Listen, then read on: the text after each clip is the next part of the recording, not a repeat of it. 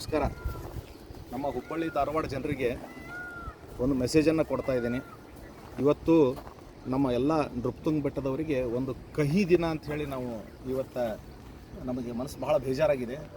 ಇಲ್ಲಿ ತಮಗೆ ಒಂದು ಕೃತ್ಯವನ್ನು ಮಾಡಿದಂಥ ಯಾವ ವ್ಯಕ್ತಿ ಇದ್ದಾನೋ ಆ ವ್ಯಕ್ತಿನ ಕಂಡುಹಿಡಿಯುವಂಥ ಕೆಲಸ ಇವತ್ತು ಅರಣ್ಯ ಇಲಾಖೆ ಮತ್ತು ಪೊಲೀಸ್ ಡಿಪಾರ್ಟ್ಮೆಂಟ್ ಮಾಡಬೇಕಾಗಿದೆ. ತಮಗೆ ಇಲ್ಲಿ ತೋರಿಸಿದಂಗೆ ಇಲ್ಲಿ ಪೈಪ್ ನೋಡಿ, ಈ ಪೈಪ್ಗಳನ್ನು ಮತ್ತು ಇಲ್ಲಿ ಅದರದ ಈ ತುಕಡಿಗಳನ್ನು, ಇವೆಲ್ಲ ತುಕಡಿಗಳನ್ನು ಬರ್ತಾನೆ ನಾವು ಡೆವಲಪ್ ಮಾಡ್ತೀವಿ. ಸಾರ್ವಜನಿಕರು ಎಲ್ಲರೂ ಕೂಡಿ, ನಾವು ನೃಪತುಂಗ ವಾಕರ್ಸ್ ಎಲ್ಲರೂ ಕೂಡಿ ಇದನ್ನು ಸಾರ್ವಜನಿಕರ ದುಡ್ಡಿನಿಂದೇ ಮಾಡ್ತಾಯಿದ್ದೀವಿ. ಇದನ್ನು ಡೆವಲಪ್ ಮಾಡ್ದಂಗೆ ನಾವು ಹೆಂಗೆ ಸಲ ಡೆವಲಪ್ ಮಾಡ್ತೀವೋ ಆ ಯಾರು ವ್ಯಕ್ತಿ ಗೊತ್ತಿಲ್ಲ, ಇದನ್ನು ಪ್ರತಿ ಸಲ ಬರ್ತಾನೆ ಮುರಿದೊಕ್ಕಾನ. ನಾವು ಡೆವಲಪ್ ಮಾಡ್ತೀವಿ, ಅವ ಮುರಿದೊಕ್ತಾನೆ. ನಿನ್ನೆ ಸಂಡೇ ಇರೋದ್ರಿಂದ ನಾವು ರೋಟ್ರಿ ಕ್ಲಬ್ದವ್ರನ್ನ ಕರ್ಕೊಂಡು ಒಂದು 70 ಜನ ಸೇರಿ ಒಂದು ಕಾರ್ಯಕ್ರಮವನ್ನು ಮಾಡಿದ್ವಿ. ನಿನ್ನೆ 26 ಗಿಡಗಳನ್ನು ಹಚ್ಚಿದ್ವಿ. ಆ ಸಂದರ್ಭದೊಳಗೆ ಹೊಸ ಪೈಪ್ಗಳನ್ನು ಅಳವಡಿಸಿದ್ವಿ. ಇದನ್ನೆಲ್ಲ ಮಾಡಿದ್ದು ಪ್ರಾಯಶಃ ಅವನೂ ನೋಡ್ತಾ ಇರ್ಬೋದು. ಆ ವ್ಯಕ್ತಿ ಇಲ್ಲಿ ಪ್ರತಿ ಸಲ ಇದನ್ನು ಮಾಡ್ತಾನಂದ್ರೆ ಅವನ ಗಮನಕ್ಕಿರುವಂಥ ವಿಷಯ.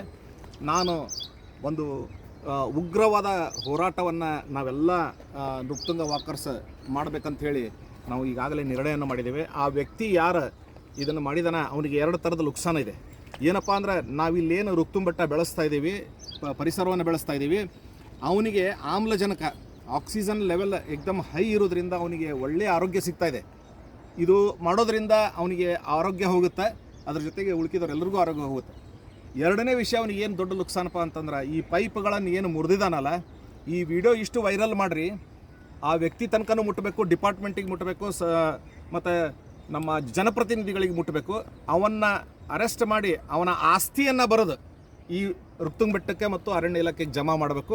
ಆ ದುಡ್ಡಿನಿಂದ ಇಲ್ಲಿ ನಾವು ಮತ್ತೆ ಹೊಳ್ಳಿ ಡೆವಲಪ್ ಮಾಡ್ಬೇಕಂತ ಹೇಳಿ ನಮ್ಮ ಎಲ್ಲ ನೃಪತುಂಗ ವಾಕರ್ಸ್ ಇದನ್ನು ಭಾಳ ಉಗ್ರವಾಗಿ ಹೋರಾಟ ಮಾಡಬೇಕಂತ ಹೇಳಿ ನಿರ್ಣಯ ಮಾಡ್ಕೊಂಡಿದ್ದಾರೆ. ಅದಕ್ಕೆ ನಾನು ಈ ಒಂದು ಮಾಧ್ಯಮದ ಮುಖಾಂತರ ಅಥವಾ ಈ ವಿಡಿಯೋ ಮುಖಾಂತರ ನಾನು ಎಲ್ಲರಿಗೂ ವಿನಂತಿ ಮಾಡ್ಕೊಳ್ಳೋದೇನೆಂದ್ರೆ, ನಮ್ಮ ಇವರು ಅರಣ್ಯ ಇಲಾಖೆ ಅಧಿಕಾರಿಗಳು ಇದನ್ನು ಭಾಳ ಸೀರಿಯಸ್ ಆಗಿ ತೊಗೋಬೇಕು ಈ ಮ್ಯಾಟರನ್ನು. ಇದು ಯಾಕಂದರೆ ಇದು 7-8 ಸಲ ಮಾಡಿದ್ದಾನೆ. ಈಗಾಗಲೇ 1.5 ರಿಂದ 2 ಲಕ್ಷ ರೂಪಾಯಿ ನುಕ್ಸಾನ್ ಆಗಿದೆ ಈಗ ಸಾರ್ವಜನಿಕರ ದುಡ್ಡು ಮತ್ತು ಅರಣ್ಯ ಇಲಾಖೆ. ಹೀಗಾಗಿ ನಾನು ಮತ್ತೊಂದು ಸಲ ವಿನಂತಿ ಮಾಡ್ಕೊಳ್ತೀನಿ, ಇದನ್ನು ಭಾಳ ಸೀರಿಯಸ್ ಆಗಿ ತೊಗೋಬೇಕು ಅಂತೇಳಿ ತಮ್ಮಲ್ಲಿ ವಿನಂತಿ ಮಾಡ್ಕೊಳ್ತೀನಿ. ಚಪ್ಪಾಳೆ